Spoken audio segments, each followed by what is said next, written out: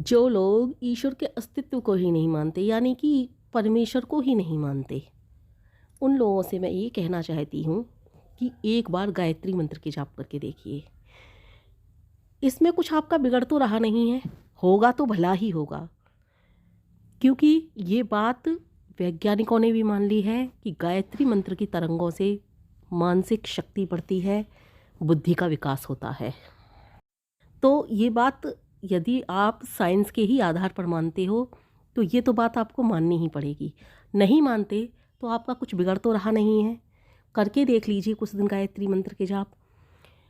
लेकिन शर्त ये है कि गायत्री मंत्र के जाप करोगे आप, तब आपके अंदर कोई भी स्वार्थ वाली भावना ना हो, निस्वार्थ भाव से करें और ध्यान लगाकर गायत्री मंत्र के जाप करें। आप ये करके देखिए, आपको 1 महीने के अंदर ही कुछ ना कुछ ऐसा अनुभव होगा जिससे आप ये मानने पर मजबूर हो जाएंगे कि वास्तव में परमेश्वर है। जब हम गायत्री मंत्र के जाप करते हैं तो हमें भी महसूस होता है, अनुभव होने लगता है साधक के लिए कि वास्तव में कोई ऐसी सत्ता तो है जिससे कि हम देख नहीं सकते, जिसे हम छू नहीं सकते, लेकिन महसूस कर सकते हैं और अनुभव करते हैं कि कुछ तो ऐसी शक्ति है जो सब कुछ संजोकर एक साथ रखे हुए है, जिसके आधार पर सब कुछ ये ठीक ठाक चल रहा है। संपूर्ण व्यवस्थाओं को सब संभाले हुए होते हैं। आपने देखा है प्रधानमंत्री बहुत बड़ी बड़ी व्यवस्थाएं संभाल रहे हैं, चीफ मिनिस्टर उनसे यानी कि जो मुख्यमंत्री हैं वो अपने अपने प्रदेशों की व्यवस्थाएं संभाल रहे हैं, उनके नीचे जो भी हैं डीएम हैं एसडीएम हैं वो अपनी अपनी व्यवस्थाएं संभाल रहे हैं और उनसे भी नीचे जो और लोग हैं वो उन व्यवस्थाओं को संभाल रहे हैं। जब इन व्यवस्थाओं के लिए भी इन सबकी ज़रूरत होती है, और तो और छोड़िए, आप एक परिवार को संभालने के लिए भी एक परिवार की व्यवस्था को संभालने के लिए भी एक मुखिया जैसे घर में होता है, और परिवार तो एक छोटी सी चीज़ है। फिर हम ये कैसे समझ सकते हैं कि इतने बड़े संसार को संभालने वाला परमेश्वर है ही नहीं, या फिर इतने बड़े संसार की की सारी व्यवस्थाएं कैसे चल रही हैं बिना किसी सत्ता के या फिर बिना किसी परमेश्वर के? ऐसा नहीं हो सकता है, क्योंकि किसी भी चीज़ को संभालने के लिए व्यवस्थाओं की ज़रूरत होती है, और व्यवस्थाएं जो करता है, जिसकी देख रेख में व्यवस्थाएं होती है, वो बहुत बड़ा होता है, बहुत बड़ा। जैसे परिवार का मुखिया हुआ, वो बहुत बड़ा है, परिवार को संभाल रहा है। प्रदेश को संभालने वाले मुख्यमंत्री हैं, पूरे देश को संभालने वाले प्रधानमंत्री हैं। तो क्या इस संसार को संभालने वाला, जिसने इस पूरी सृष्टि की रचना की है, उसको संभालने वाला नहीं होगा? कैसी सारी व्यवस्थाएं चल जाएंगी? ये हम मूढ़ हैं क्या जो हम ये नहीं समझते हैं? मूढ़ यानी मूर्ख हैं क्या जो हम ये नहीं समझ पाते कि इस संपूर्ण संसार को संभालने वाली भी कोई एक बहुत बड़ी सत्ता है, जिसके बिना सारी व्यवस्थाएं अव्यवस्थित हो जाती हैं। 2 देशों के बीच में जब युद्ध होता है ना, तो वहाँ भी रणनीतियाँ बनाई जाती हैं, रणनीति बना करके ही युद्धों को जीता जाता है। तो क्या इतनी बड़े पूरे संसार को संभालने वाला रणनीति नहीं बनाता होगा? क्या इतने बड़े संसार को संभालने की रणनीति की आवश्यकता नहीं है? कैसे सोच सकते हैं हम कोई व्यवस्था नहीं है जिसके पीछे ये सब चल रहा है? कैसे कह सकते हैं हम ये बात? किसी भी छोटे कार्य के लिए हम चिंतित हो जाते हैं लेकर के कि ये कार्य कैसे होगा, कैसे नहीं होगा। तो फिर इतना बड़ा संसार चलाने के पीछे क्या है? कैसे चल रहा है ये बिना किसी के चलाए? ऐसा हो ही नहीं सकता। इसके पीछे बहुत बड़ा कारण है, और वो कारण परमेश्वर है। केवल ये संसार ही नहीं, संसार से मतलब ये पृथ्वी ही नहीं, न जाने कितने सारे ग्रहों पर उसकी व्यवस्था फैली पड़ी है। सूर्य उसकी मर्जी से चलता है, चंद्रमा उसकी मर्जी से चलता है, और भी न जाने कितने ग्रह हैं जो सारे के सारे उसकी मर्जी से चलते हैं। अभी तो वैज्ञानिकों ने इतना सब कुछ जाना भी नहीं, जो सब कुछ उसकी मर्जी से चल रहा है। तो बगैर किसी जानकारी के अभाव में हम परमेश्वर को नकार दें तो ये तो अच्छी बात नहीं। इसलिए कहती हूँ कुछ दिन गायत्री मंत्र का जाप कीजिए, आपको महसूस हो जाएगा कि परमेश्वर की सत्ता है। कुछ दिन करके देखिए, निस्वार्थ भाव से बैठिए गायत्री मंत्र का जाप करने। इसमें आपका कुछ बिगड़ेगा नहीं, होगा तो भला ही होगा। और यदि आपको लगता है परमेश्वर तो है ही नहीं, इसके लिए हम अपना समय क्यों व्यर्थ कर रहे हैं, तो भाई ये एक आपके लिए नई खोज भी तो होगी। इस खोज के आधार पर ही करके देख लीजिए। 1 महीना दीजिए समय अपना, ज़्यादा समय नहीं, डेली के आप आधा घंटा बैठिए गायत्री मंत्र का जाप कीजिए। नित्य प्रति करके देखिए, 1 महीना करके देखिए, 2 महीना करके देखिए, आपको अच्छा महसूस हो तो आप आगे भी इस खोज के लिए बढ़ा सकते हैं। आपका कुछ इसमें बिगड़ तो रहा नहीं है। मानसिक शांति मिलेगी आपको, नए अनुभव प्राप्त होंगे आपको। आप करके देखिए, यदि परमेश्वर की सत्ता है तो उसका भी आपको आभास हो जाएगा। इसमें आपका कुछ बनेगा नहीं, इसमें आपका कुछ बिगड़ेगा नहीं, ये जान करके ही आप कर लीजिए बस। जब किसान फसल बोता है तो उस फसल के लिए भी वो कितनी सारी व्यवस्थाएं बनाता है।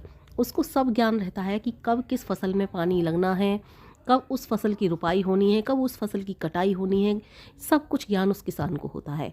तो क्या परमेश्वर इतना बड़ा संसार चला रहे हैं, ऐसे ही चला रहे हैं?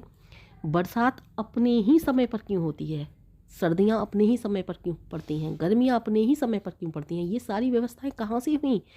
किसने बनाया इन सारी व्यवस्थाओं को? क्या अपने आप ही ये सब चल रहा है? फिर कुछ लोग कहेंगे ये सब कुछ तो सूर्य, पृथ्वी और चंद्रमा का की चक्कर लगाने का इस तरह का खेल है। तो भाई चलो ठीक है, ये भी ठीक है। फिर सूर्य, चंद्रमा और पृथ्वी का ये चक्कर लगाना ही किसने बताया? चलो इन बातों को भी छोड़िए, मैं तो बस एक बात ये कह रही हूँ, आप गायत्री मंत्र का जाप कर लीजिए। यदि आपको इन प्रश्नों के जवाब या फिर उत्तर अच्छे नहीं लग रहे तो आप सिर्फ गायत्री मंत्र का जाप कीजिए। गायत्री मंत्र का जाप करके आप 1-2 महीने मन लगा कर भी, चलो मन भी नहीं लगेगा आपको, मैंने माना, क्योंकि आपको परमेश्वर पर विश्वास ही नहीं, मन भी नहीं लगेगा, लेकिन गायत्री मंत्र का जाप करने बैठिए। इतना मैं आपको बता रही हूँ, यदि गायत्री मंत्र के जाप करने बैठेंगे तो मन की शांति तो आपको अवश्य ही मिलेगी। चलिए वो भी नहीं मिल रही तो एक खोज के परिणाम को जानने के लिए आप तैयार हो जाइए। वैज्ञानिक एक खोज के परिणाम तक पहुंचने के लिए न जाने कितने वर्षों को लगा देते हैं। मैं तो कुछ महीने की बात कह रही हूँ। 1 महीना, 2 महीना, 3 महीना, 6 महीने तक आप किसी न किसी अनुभव तक अवश्य पहुँचोगे। इस बात की मैं आपको गारंटी दे रही हूँ। 6 महीने में, मैं ये नहीं कहती 6 महीने के अंदर आपको परमेश्वर के दर्शन हो जाएंगे।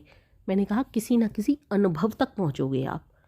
जैसे आपकी बुद्धि में विकास होगा, आपकी बुद्धि का मानसिक स्तर बढ़ने लगेगा, आपको आश्चर्यजनक परिणाम मिलने लगेंगे कि इस चीज़ के विषय में मैंने सोचा नहीं था, यहाँ इस चीज़ के विषय में मैंने कैसे सोच लिया, यहाँ तक तो मेरी बुद्धि कभी पहुँच ही नहीं पाती थी। इस तरह के आपको आश्चर्यजनक परिणाम मिलेंगे।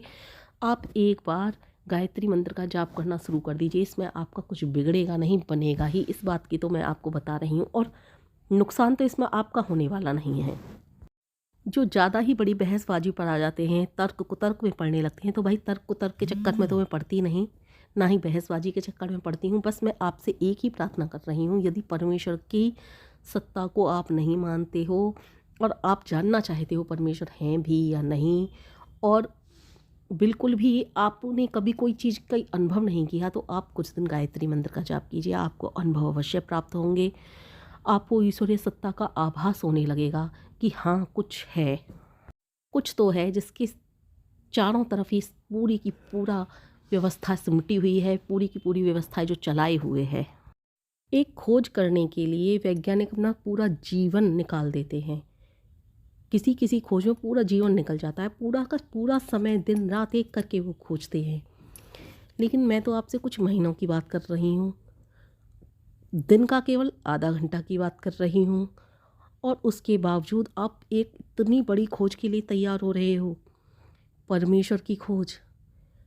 चलो परमेश्वर के भी दर्शन नहीं होंगे, लेकिन कुछ तो अनुभव आपको होगा।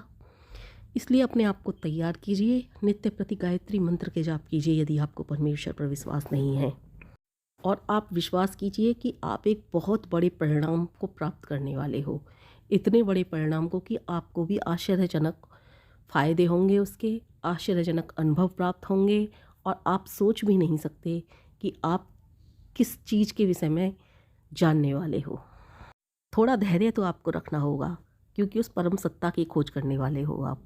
उस परम सत्ता को खोजने के लिए या उसके अनुभवों को प्राप्त करने के लिए जानने के इच्छुक हो, तो थोड़ा धैर्य रख के, संयम रख के गायत्री मंत्र के जाप कीजिए। समय तो लगेगा, लेकिन एक आश्चर्यजनक परिणाम भी आपके सामने होगा। आप विश्वास कर पाओगे कि वास्तव में जो मैं कह रही हूँ वो सत्य कह रही हूँ।